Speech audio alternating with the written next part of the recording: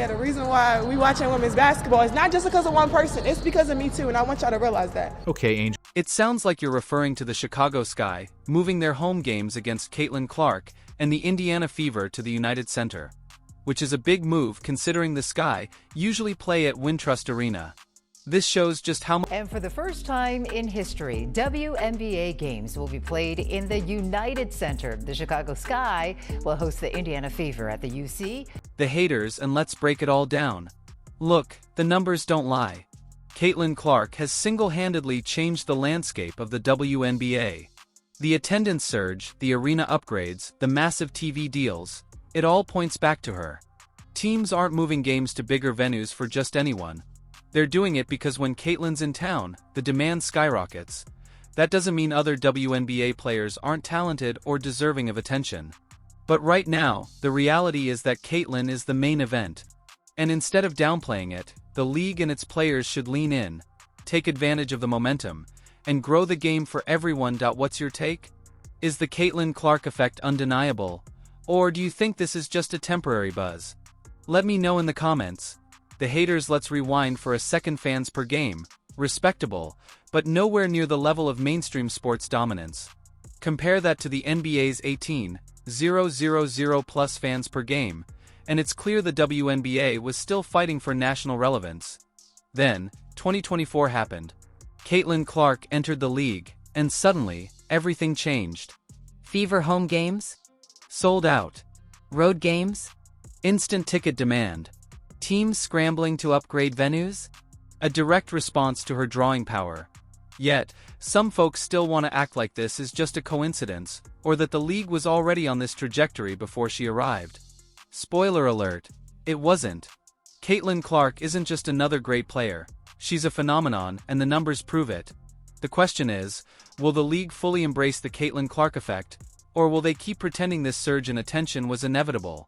Let's be real, without her, the WNBA wouldn't be experiencing this explosion of interest of fans per game. Respectable, maybe Earth. The difference is staggering. Nowhere near the NBA's 18,000 plus fans per game. WNBA games used to have more of a coffee shop vibe, cozy and quaint, with overpriced drinks and most people glued to their phones. Then 2024 happened. Enter Caitlin Clark, former Iowa sharpshooter and certified crowd magnet, joining the Indiana Fever. Suddenly, it was like someone flipped a switch. Fever home games became the hottest ticket in town. Take their home opener against the Liberty. Over 17,000 fans packed into Gainbridge Fieldhouse, marking the biggest Fever crowd in history. That wasn't just a game, it was an event, and it wasn't a one-time thing. Fever home games kept selling out, turning Indianapolis into the epicenter of WNBA hype. But here's where it gets even crazier. The Caitlin Clark effect wasn't limited to home games. When the Fever hit the road, opposing teams saw their once sleepy arenas transform into packed houses. Arenas turned into madhouses. The Atlanta Dream ditched their usual venue for State Farm Arena, home of the Hawks, just because Caitlin was coming to town. The Washington Mystics followed suit, moving their game to Capital One Arena, where the Wizards play. And here's the wild part. These moves were planned before Caitlin even played a single pro game. That's like booking Madison Square Garden for a debut singer who hasn't even released a song yet. Insane. And this is just the tip of the Caitlin Clark iceberg. In 2024, the WNBA signed a $2.2 billion media rights deal. Yes, billion with a B, a massive leap from previous deals. You don't need a finance degree to figure out why. Broadcasters and sponsors saw the Caitlin hype coming from miles away. Even WNBA Commissioner Kathy Engelbert admitted it. Caitlin Clark has brought a new level of excitement to the league, and we're seeing that reflected in attendance and viewership numbers. She's not wrong. Clark is the spark that has transformed the WNBA from a niche league into a mainstream must-watch. Let's recap. Before Caitlin, the WNBA was steady but sleepy. After Caitlin, it's an all-out frenzy. Sold-out games, bigger arenas, and a massive new TV deal. Anyone who says this isn't about her is either in denial or really bad at math. Now, teams are scrambling to move Caitlin Clark games to larger venues, and the Chicago Sky are the latest to jump on board. They've shifted their Fever matchups to the United Center, doubling the capacity of Wintrust Arena. But here's the twist, this is Angel Reese's team. And Angel has been vocal about her impact on the game, insisting that it's not just about one player. So here's the obvious question. If it's not just about Caitlin, why aren't all Sky home games played at the United Center? Why only hers? And before anyone says, well, Indiana is right next to Illinois, so Fever fans can easily make the trip. Let's be real. Washington, D.C. is far from Indianapolis. So is Atlanta. Atlanta. Sure, January now, Angel Reese isn't alone in this denial game. Sheila Johnson, owner of the Mystics and co-founder of BET, chimed in, saying, "It's more than just one player. The league has a lot of talented players who deserve credit." Fair enough, Sheila. The WNBA is stacked with stars. But you have no problem making special accommodations to sell 5 times the tickets when Caitlin is in town. Funny how that works. The Atlanta Dream pulled the same move, upgrading to State Farm Arena. But only for Fever games. Here's the core of it. The league is wrestling with serious denial and envy. Caitlin has only played 1 season. But she's the one bringing in new fans, spiking ratings, and forcing teams to move to bigger arenas. Yet, some players and executives can't stomach giving her credit. Why? Because admitting it means admitting she's outshining veterans who have been grinding for years. That's a tough pill to swallow, but the evidence is screaming. Take the Sky's move. 20,000 seats for Caitlin, not for the entire season, just for when the Fever come to town. That's not a coincidence. That's Caitlin putting every hater in the league, and in the media, on a poster. This isn't just petty drama, it's a growing pain.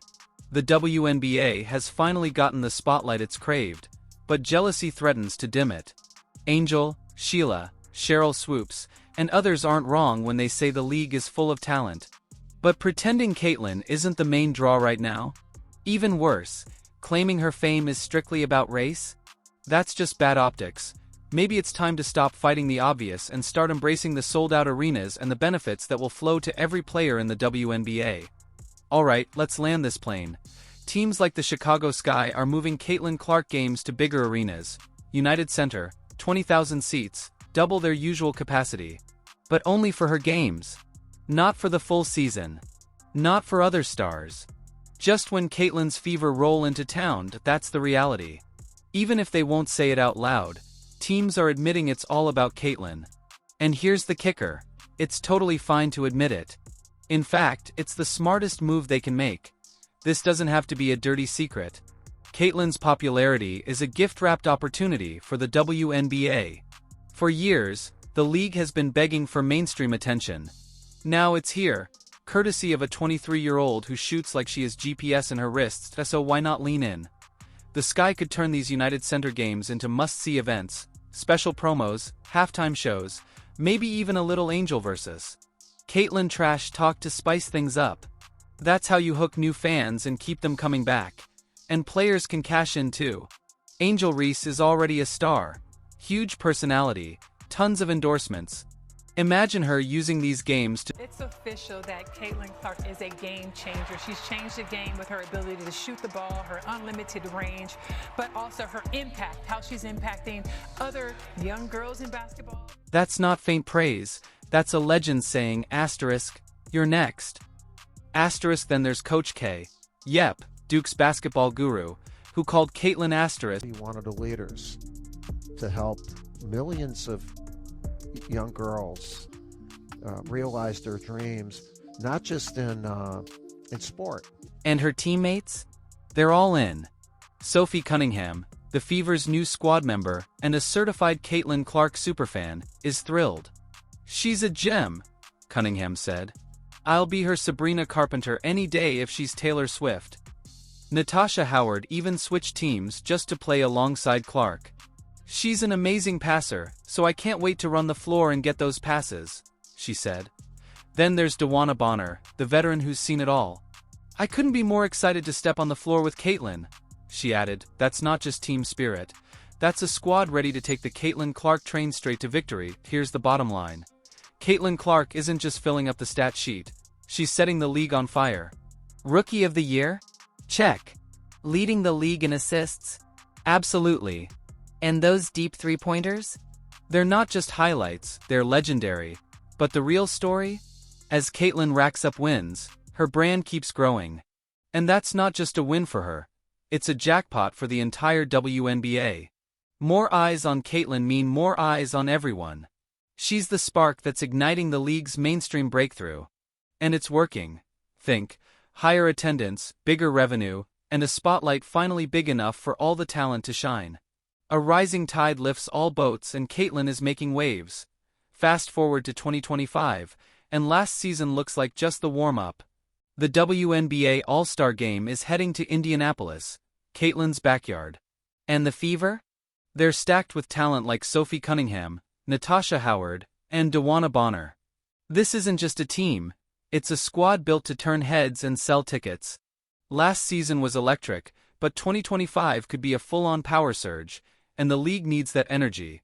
Teams are already making moves, quietly hyping her up by shifting games to bigger arenas. The United Center? Yep, 20,000 seats for Caitlin Clark nights. That's not pandering, that's playing chess while the haters are stuck playing checkers. Speaking of haters, what's their deal? While teams are scaling up to meet demand, these skeptics are doing the opposite, almost as if they'd rather play to empty arenas than admit Caitlyn is the momentum the WNBA has been craving. Teams see the vision. Bigger venues, bigger crowds, bigger paychecks. Meanwhile, the critics cling to their negativity, shrinking the spotlight when the league finally has room to grow. Newsflash, sulking doesn't sell seats. Will they wise up? Some might, the ones who see the revenue piling up. Others? Too busy frowning to realize the party started without them. But those who get it? They'll thrive when WNBA arenas are packed every night.